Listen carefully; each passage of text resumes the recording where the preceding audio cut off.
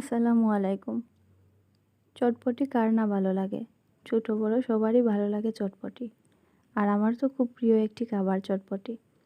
আজকের পর্বে আমি আপনাদের দেখাবো ঈদ স্পেশাল চটপটি বানিয়ে, তাও ফ্রোজেন পদ্ধতি সহ। যারা রোজা ভাঙার পর খেতে পারেন না তারা ফ্রিজে রেখে পরবর্তীতে বের করে খেতে পারবেন।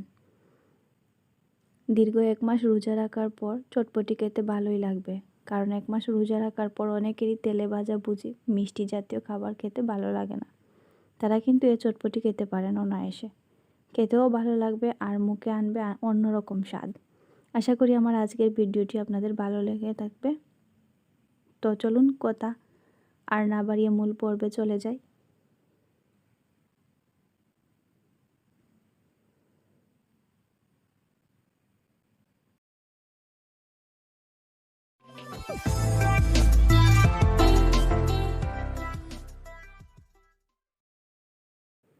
আমি এখানে নিয়েছি মটর 500 গ্রাম থেকে একটু বেশি, আর এটাকে আমি সারা রাত পানিতে ভিজিয়ে রেখেছি। আপনারা না পারলেও চেষ্টা করবেন 8 থেকে 10 ঘন্টা ভিজিয়ে রাখার, তো মটরটা সিদ্ধ ভালো হবে।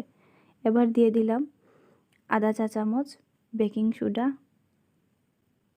এতে করে মটরটা তাড়াতাড়ি সিদ্ধ হবে। ওটা অপশনাল, না থাকলে স্কিপও করতে পারেন। আমার বাসায় আছে হিসেবে আমি দিলাম, আর এটা আপনাদের জন্য একটা টিপস। এরপর দিয়ে দিলাম 1 চা চামচ জিরে গুঁড়ো। তারপর দিয়ে দিব আধা চা চামচ ধনিয়া গুঁড়ো, না থাকলে স্কিপ করতে পারেন, তবে দিলে ভালো। এরপর আমি দিব চটপটি মশলা 1 টেবিল চামচ পরিমাণ দিয়ে দিচ্ছি। তারপর দিয়ে দিব স্বাদ মতো লবণ, তবে লবণটা একটু কম দিলে ভালো, কারণ চটপটি মশলাতেও লবণ থাকে। কম হলে দেখে দেওয়া যাবে, কিন্তু বেশি হলে প্রবলেম, তাই চেষ্টা করবেন লবণটা একটু কম দেওয়ার জন্য। এরপর দিয়ে দিব আধা চা চামচ হলুদ গুঁড়ো, দিয়ে দিচ্ছি আমি হলুদ গুঁড়ো।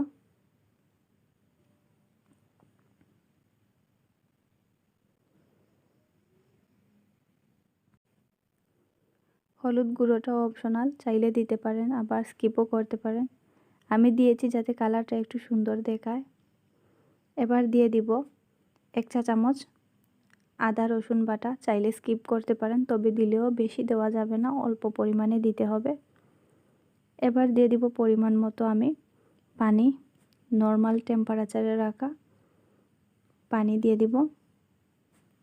আর পানিটা এমনভাবে দিতে হবে যাতে মটরটা সিদ্ধ হবার পরেও পানিটা পর্যাপ্ত পরিমাণে থাকে, সেইভাবে আন্দাজ মতো চেষ্টা করবেন পানিটা দেওয়ার। আমি দিয়ে দিচ্ছি আমার আন্দাজ মতো পানিটা। আপনারা আপনাদের মটর এবং সে অনুযায়ী পানিটা দিবেন। এবার আমি একটু ভালো করে নেড়ে নিব। নেড়ে নিয়ে আমি মশলাটা ভালো করে মিক্স করে নিব। আর চুলার আগুনটা আমি দিয়ে দিব ফুল হিটে দিয়ে ভালো করে জাল করে নিব মটরটা সিদ্ধ না হবার পূর্ব পর্যন্ত। আমি ফুল হিটে আগুন দিয়ে আমি মটরটাকে সিদ্ধ করে নিব ভালো করে। মটরটা ভালো করে সিদ্ধ করতে হবে। দেখুন সিদ্ধ হয়ে গেছে। এবার চুলাটা অফ করব। আর দেখুন মটরটা কীরকম সিদ্ধ হতে হবে আমি আঙুল দিয়ে দেখে দিচ্ছি। দেখুন আঙুল দিয়ে চাপ দিলে গলে যাচ্ছে। আমার সিদ্ধটা পারফেক্ট হয়েছে, তার মানে দেখতেই পাচ্ছেন আমার সিদ্ধটা পারফেক্ট হয়েছে। এবার আমি সংরক্ষণ করব, আর তার জন্য আমি একটা বাটিতে অর্ধেক মটর তুলে নিব ফ্রিজে রাখার জন্য। আর এই ফ্রিজে নর্মালি 7 দিন পর্যন্ত রাখতে পারবেন, তাছাড়া চাইলে ডিপ ফ্রিজেও রাখতে পারেন। আর আপনাদের যদি মনে হয় ঝোলটা কম হয়েছে বা একটু বেশি শুকনা হয়ে গেছে, তাহলে আপনারা ফুটন্ত পানি অ্যাড করে নেবেন, তাহলেই হয়ে যাবে। আবার ঠান্ডা পানি অ্যাড করতে যাবেন না, তাহলে চটপটির যে স্বাদটা সেই স্বাদটা আর থাকবে না। আমি নিয়ে নিচ্ছি আমার পরিমাণ মতো বাটিতে চটপটি। আমি এবার ঢাকনা দিয়ে ঢেকে রেখে রুম টেম্পারেচারে না আসা পর্যন্ত রাখবো। রুম টেম্পারেচারে এনে ফ্রিজে রেখে দিব। আমি ডেকে দিচ্ছি এখন।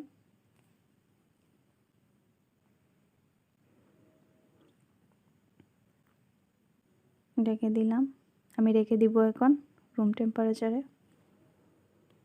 এরপর আমি বাকি যে চটপটিগুলো আমি এবার এতে দিয়ে দিব সিদ্ধ করা আলু, এভাবে হাত দিয়ে ভেঙে টুকরো করে দিব। চাইলে এখানে একটা গ্রেটার দিয়ে গ্রেট করেও দিতে পারেন, এতে করে ঝুলটা ঘন হবে, তবে আমি এভাবেই দিব, আমার ভালো লাগে এভাবে খেতে। আলু দিয়ে আমি 2 থেকে 3 মিনিট চুলায় জাল করে নিব। আর চটপটির যে মটরটা আপনারা এটাকে চাইলে আর একটু গলাতেও পারেন, আবার চাইলে আমি যেভাবে রেখেছি ওভাবেও রাখতে পারেন, ওটা আপনাদের ইচ্ছে মতো। তবে আমি একটু গলিয়ে নিয়েছি। আর ফ্রিজে যেগুলো রেখেছি সেগুলো আমি এত বেশি গলাইনি, কারণ পরবর্তীতে বের করে যখন গরম করব তখন আমি গলিয়ে নিব, সেজন্য আর আমি গলাইনি।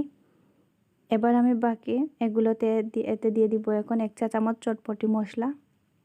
সাথে চাইলে আপনারা জিরে গুঁড়ো অ্যাড করতে পারেন, তবে আমি আর দিব না।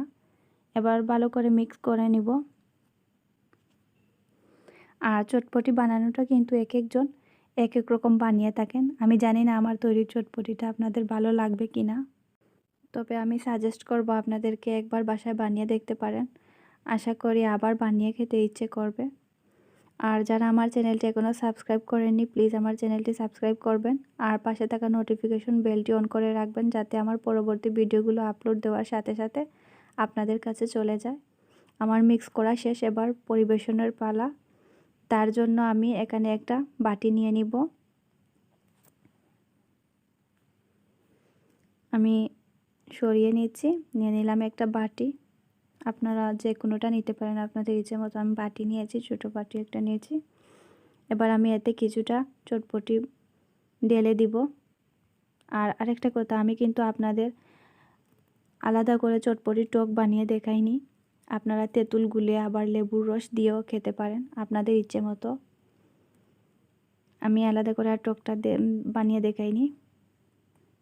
আর আমি টক এমনিতেই কম খাই, সেজন্য আমি এখানে লেবুর রস ব্যবহার করব। আপনারা তেঁতুলের রসও ব্যবহার করতে পারেন। এবার আমি এতে দিয়ে দিব চিলি ফ্লেক্স, শুকনো মরিচের গুঁড়ো। জালটা আপনারা আপনাদের পছন্দ মতো দিবেন। আমি কম দিচ্ছি, পরবর্তীতে কাঁচা মরিচও অ্যাড করব তাই। এরপর আমি যেটা ব্যবহার করব সেটা ফাঁকিবাজি করেছি। আমি এখানে ফুচকা টুঙ্গা নিয়েছি।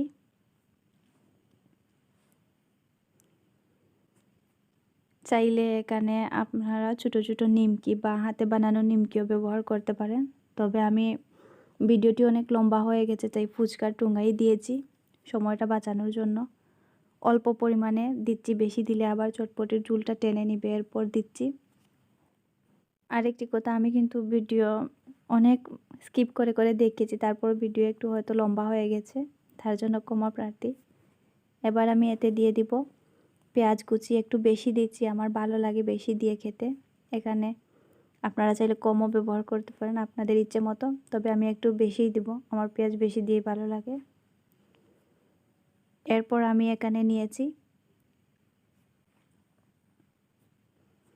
ডিম। আমি ডিমের সাদা অংশ দেখিয়ে দিচ্ছি আপনাদের। আমি এভাবে আলাদা করে ছোটো ছোটো করে কেটে নিয়েছি, যেটুকুন এভাবে ছোটো ছোটো করে কেটে নিয়েছি। চাইলে এখানে আপনারা একটা গ্রেটার দিয়ে গ্রেট করেও দিতে পারেন, আমার এভাবে খেতে ভালো লাগে তাই দিলাম। আর এখানে আমি আলাদা আবার নিয়েছি ডিমের কুসুম। ডিমের কুসুম সহ আমি ডিম টুকরো টুকরো করে নিয়েছি সাজানোর জন্য। আপনারা চাইলে গ্রেটার দিয়ে গ্রেট করে একসাথেই দিতে পারেন। এবার দিয়ে দিব আমি কাঁচামরিচ, আমি পাকা নিয়েছি যাতে দেখতে ভালো লাগে, দিয়ে দিচ্ছি। আর টকটা আপনারা লেবু তেঁতুল যেটাই খান সেটাই দিতে পারেন, আমি আলাদা করে আর দেখাই নিয়েছি। তো এ ছিল আমার আজকের রেসিপি। সবাই ভালো থাকবেন, সুস্থ থাকবেন। এতক্ষণ আমার সাথে থাকার জন্য ধন্যবাদ। আজ এ পর্যন্তই। আল্লাহ হাফিজ।